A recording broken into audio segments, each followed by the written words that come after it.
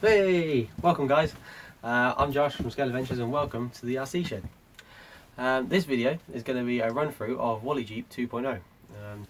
But before I get onto that, I want to talk about WallyJeep 1. Now WallyJeep 1 is this one. Okay, this was the first WallyJeep that I put on the SCX10 chassis. The reason why I only had this WallyJeep on the SCX10 chassis for probably 2 or 3 months was there's a couple of things I didn't like about it. When I made it in a bit of a rush, so the wheelbase was a little bit inaccurate. It was really short, and the weight transfer wasn't all there. It was heavy at the front, but it was really top heavy as well.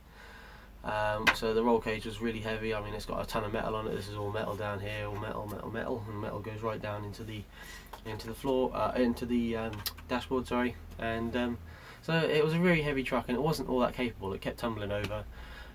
But I did love the truck a lot, so I had a thought. I thought what I'm going to do is I'm going to buy myself another 2-door JK China body, Jeep China body, and I'm going to make another WallyJeep exactly the same, but I'm going to do it better. So the wheelbase will be longer, and I'll try and make good all the stuff that I didn't like in the first one. So when I got the body, I took it apart and like just cut it back and started doing all the cutting into it and that. But as I did it, I took the roof apart on the new one, and I started chopping the pieces about and sticking some together, and that's how we ended up with this one. This is the WallyJeep 2.0. This is the one we're going to do the run through on. Okay, so this is the new WallyJeep with the cab and the small bed. Well, it's not really a bed, it's hollow, but you get the gist. And the reason why this has got the same name as the WallyJeep 2.0, well, it did have a couple of names, but they didn't stick. So we called it WallyJeep 2.0 purely because it's the same body and it's got on the same chassis and it's still the same colour, really. So, but yeah, so that's the reason why WallyJeep is now WallyJeep 2, because I loved the WallyJeep 1, but just wasn't overly happy about it. So yeah, but that is why WallyJeep 1 does no longer have a chassis, and I go trading with it much more anymore, because I have WallyJeep 2, which I much prefer. But anyway, so that's that out of the way.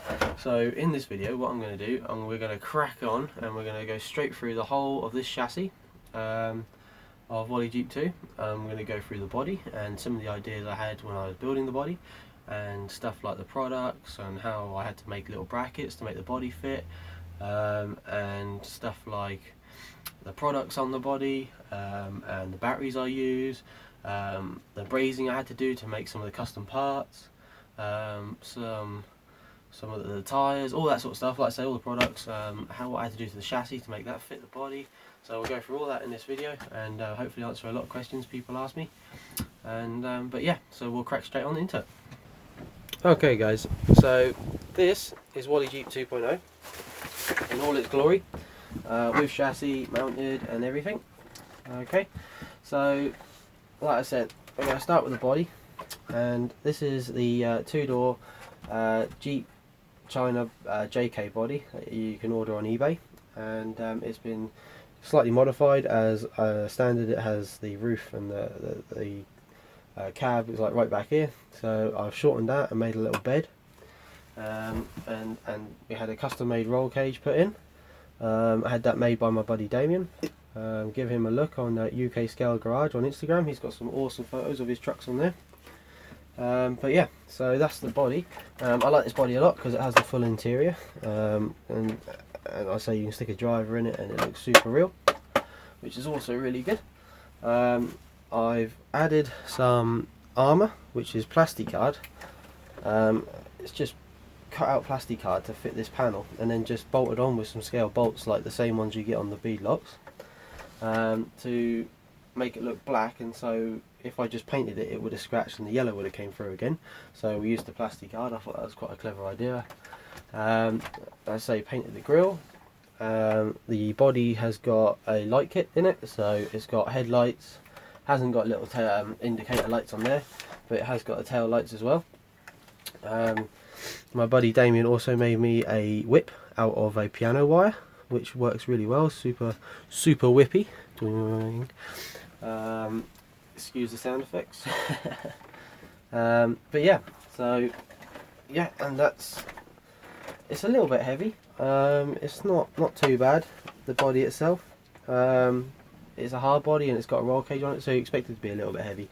My main aim for this truck was to keep it nice and low, so the centre of gravity would be nice and low and it wouldn't topple over too much and stuff. And like I said, on Wally 1 the wheelbase was really long, really short, sorry, and on this one I lengthened it, so it's probably about an inch longer.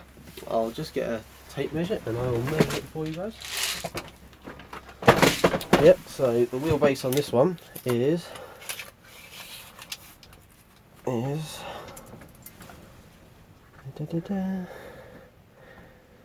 that?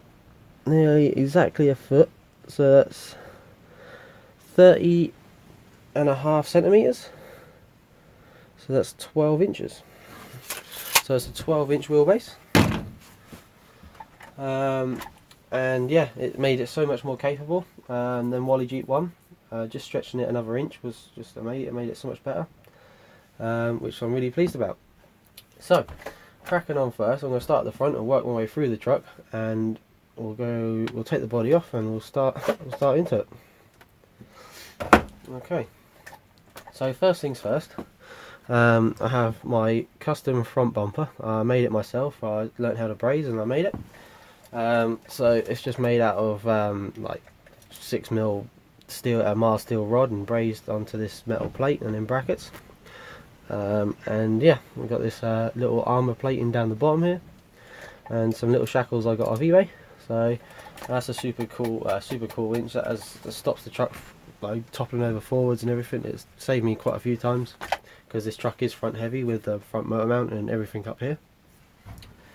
So on the front bumper we have the DDS OX power winch, which is a super powerful winch. It's basically exactly the same as the worn power winch. I'm not quite sure, the RC4 drive worn power winch. I'm not quite sure why they're different. I think one's just got the RC4 drive worn sticker on it, and this one hasn't. But yeah, super powerful winch. And on the winch line I have is 60-pound shock leader fishing line, which is so strong. I haven't managed to snap it yet, so that is definitely worth an idea if you're looking for some strong fishing line. Okay, so I'm going to move back. So moving back to these little brackets here. These little brackets are made out of aluminium, and I made them myself, and they are little mounts for the body. The body, I've put these little prongs on. I don't know if you guys can see that. And the little prongs basically go through the aluminium mounts, and then I get a little split pin or body pin and stick it straight through the prongs, and that keeps my body on the front. And that's nice and secure. The body doesn't move around at all. I was quite pleased with that because it fits really well. It works really well. So yeah, going on to the servo, we have a high-tech waterproof servo. The number is, it's a HS-646WP servo, a waterproof servo. This is actually the same servo I have on my Big Blue truck. Big Blue has had that servo for nearly 3 years and it's still going strong. It's got a little bit of play in the servo horn, so it might be on the way out, but 3 years is not bad for a 40 quid servo. I'm pleased with that. So I thought it would be stupid not to get another one to put in it. So that's what I did. Okay, so moving backwards, we've got the GCM Racing front motor mount kit. Now the front motor mount kit was the crux of this build.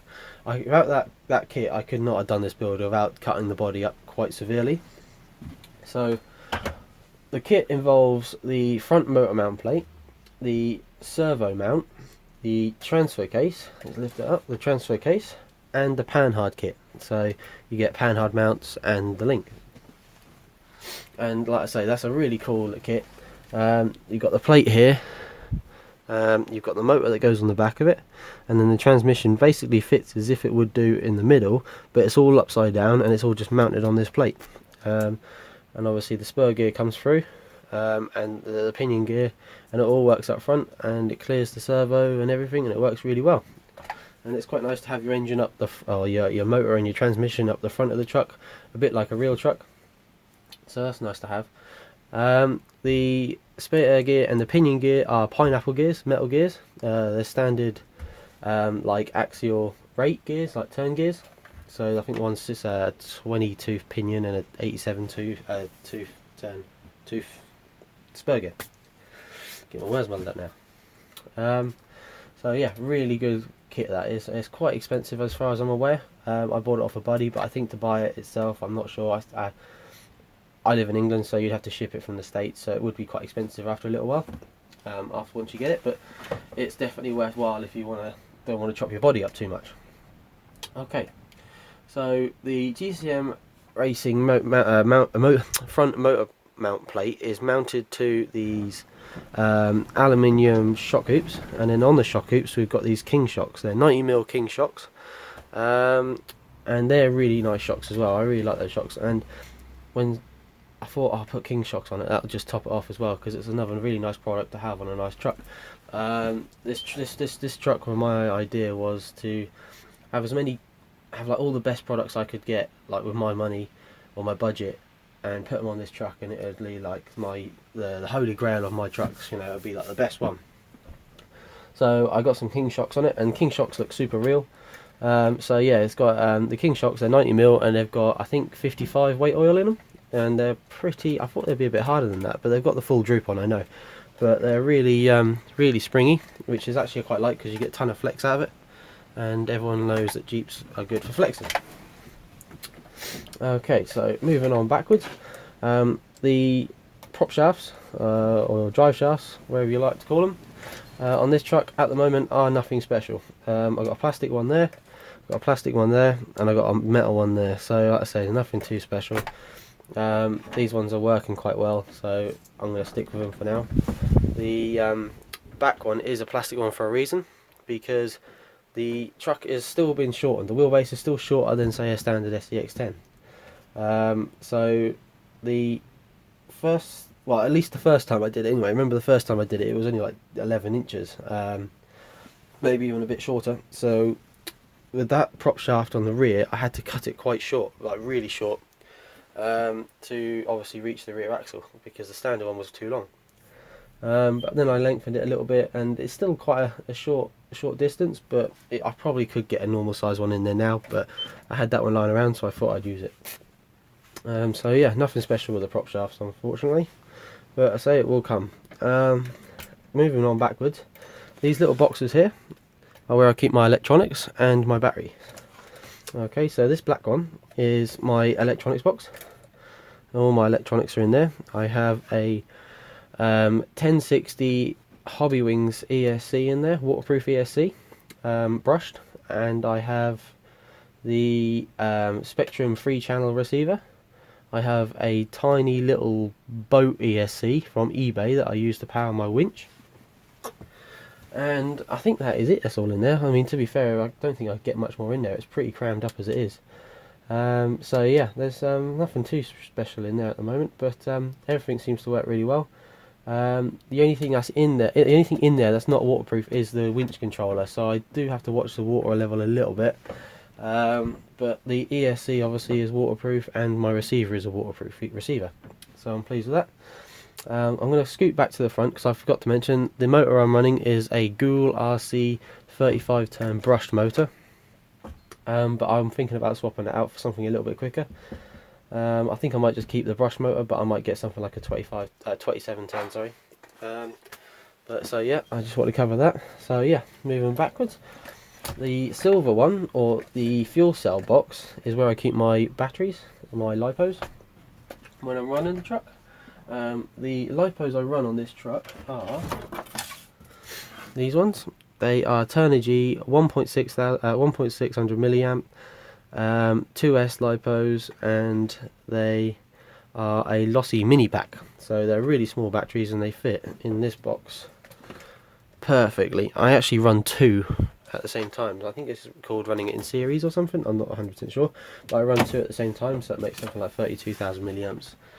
And on the new batteries I've ordered, I got about just over two hour run time with them, and I was giving the truck some real go as well. We were at the Scale Nationals, and that's when I was running it, and yeah, I got about 2.5 hours, and we were climbing up some serious hills, giving it some good old wheel speed, and yeah, putting the truck under some serious torture. And those batteries held up and gave me a lot of power, and the runtime was okay. I was really pleased with that for how big they are.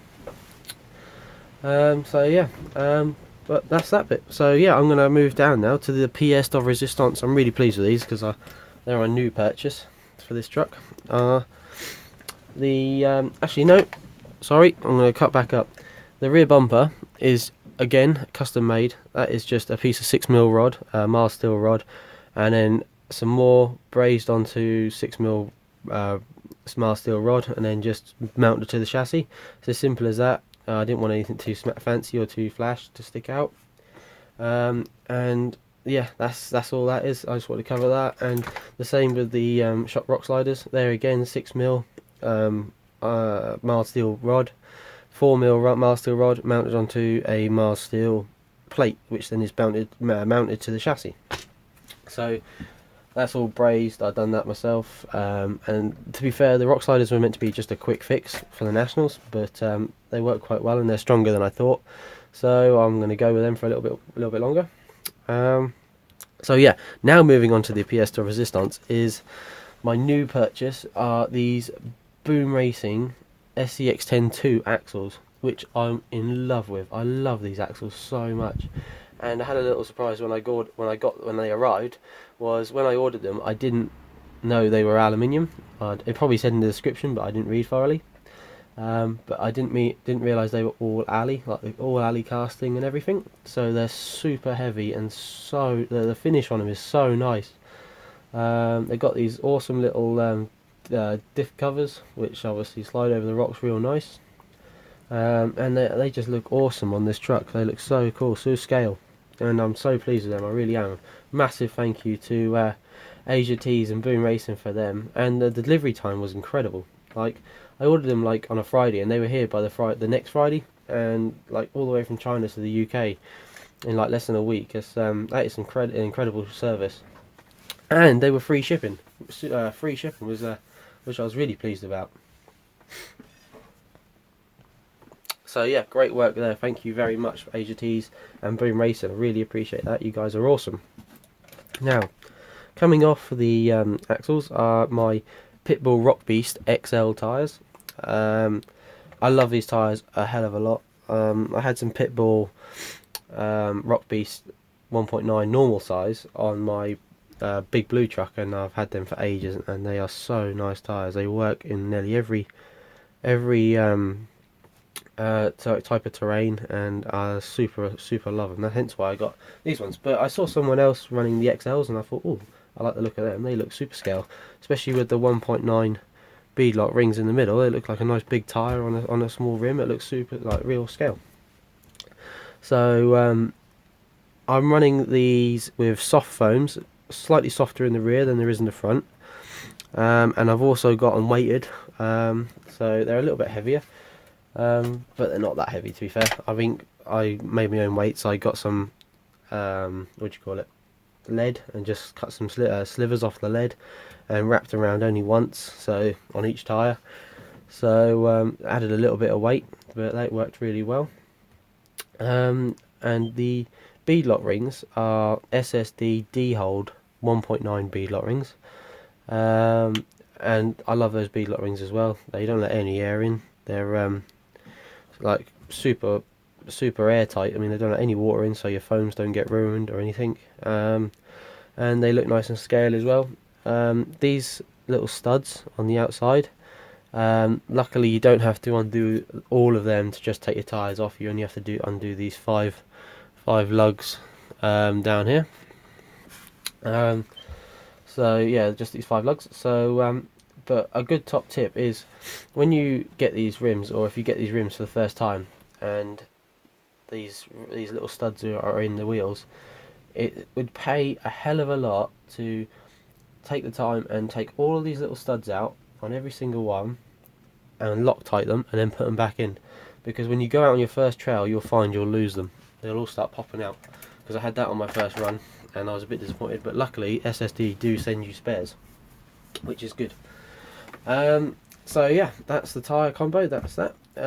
The rear of the truck mounts on by basically this little aluminium sleeve or plate here, and it's only got 2 holes in it at the moment, where I just screw 2 holes through the body, screw 2 screws into the body and into the alley. I don't really like that setup because screwing into aluminium isn't great. You know, it does wear up eventually and that, but I'll think of something better eventually. Like they say, your truck is never finished, and if you say it is, you're not a true RCer. Just a tow rope I made. The little bracket on the back I brazed onto this bumper as well and put a shackle on it. That's all custom made. Like I say, the GCM front motor mount kit is really good because it obviously stops anything being here apart from the transfer case, and everything nice and low, so you can keep the interior of your truck and you don't have to cut it out.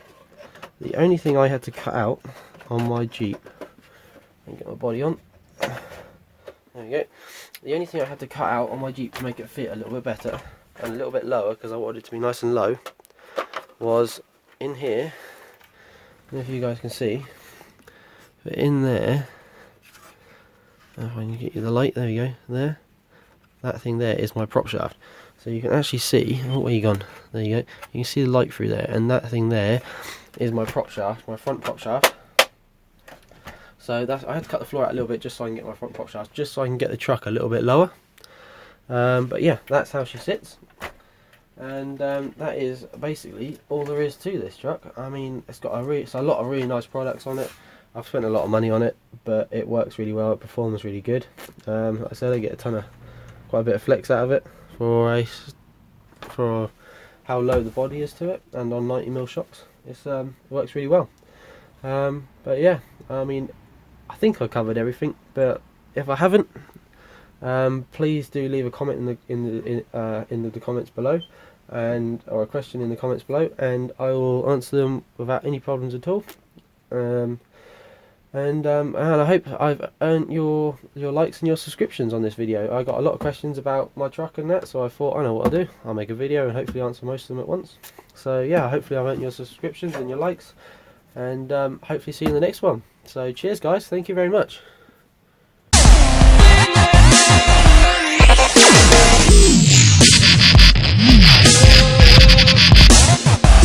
Yeah.